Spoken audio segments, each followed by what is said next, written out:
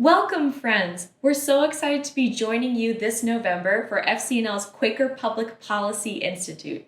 My name is Susan Navi, and I'll be one of your MCs for the event. I'm also joined here with Juan Camwendo, who is our advocacy team's organizer and my co-MC. Yes, thank you so much for joining us, both online and in DC. I'm Juan Camwendo, advocacy team's organizer, as Susan just introduced. And I've been working with the advocacy teams over the past year, pushing Congress to invest in peace. And we're so excited to continue this advocacy together. I'm also joined by our fabulous Ursula Knudsen-Lada, who is our legislative director for peacebuilding. Thank you so much for having me. I'm really looking forward to today's conversation. Thank you for being here, Ursula.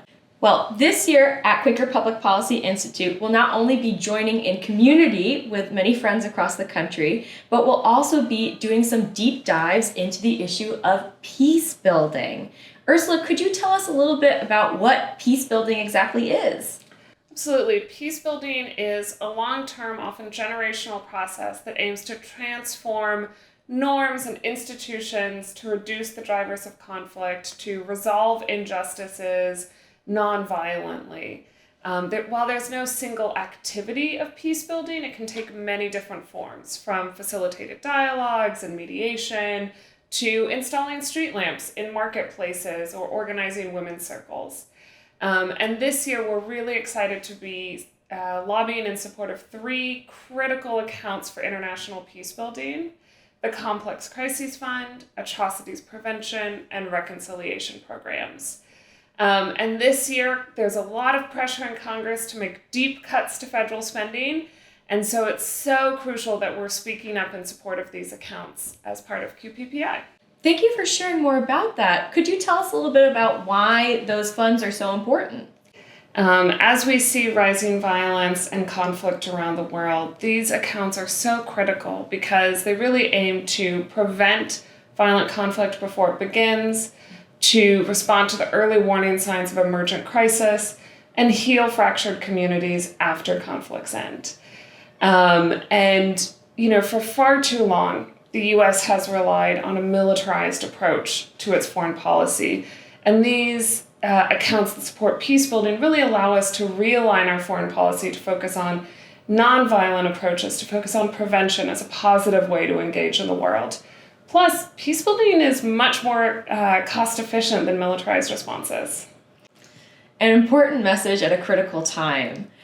And tell me, how do you see FCNL's lobbying making a difference on this issue? Well, one, FCNL's lobbying already has made a big impact on this issue. 2 years ago, Congress doubled the Complex Crises Fund. And last year, Congress increased atrocities prevention by 20%. So we know our advocacy can be effective, and we know Congress listens when we speak. And with all of the pressures on Congress right now to make these deep cuts to programs outside the Pentagon, I think it's really important that we are up there right now talking to them and letting them know what their constituents think and really educating them about the importance of this. For so many members of Congress, they haven't heard about peace building before. They aren't aware of what these programs do and why they're so effective and why they're so cost efficient. And so our advocacy is really critical in spreading that message and letting them know that these programs are off limits to cuts. Thank you so much, Ursula, for sharing all about those aspects of upcoming QPPI.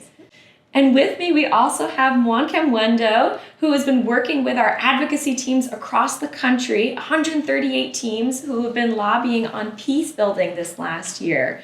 Juan, could you tell me what's been some of the most exciting advocacy you've seen over the last year? The advocacy of our network over the past year has really empowered hundreds of people to advocate for solutions to conflict that reflect our values. Our advocates are extraordinarily skilled, but we've also had the privilege of hearing from peace builders on the ground who have been able to educate us on how conflict prevention and reconciliation works in practice and how we are best positioned to advocate for more locally led solutions. And what is the impact that these advocates have had over the last year? The impact has been astronomical.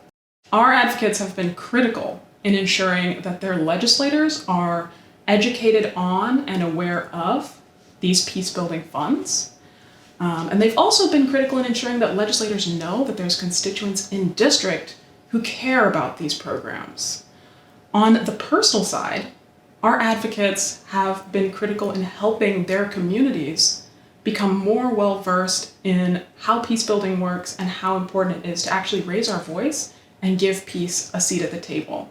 That's fabulous. And I know that while many of the folks who will be joining for QPPI this year have been lobbying on this issue already, what advice would you give to the folks who are maybe newer to this advocacy or joining for QPPI for the first time?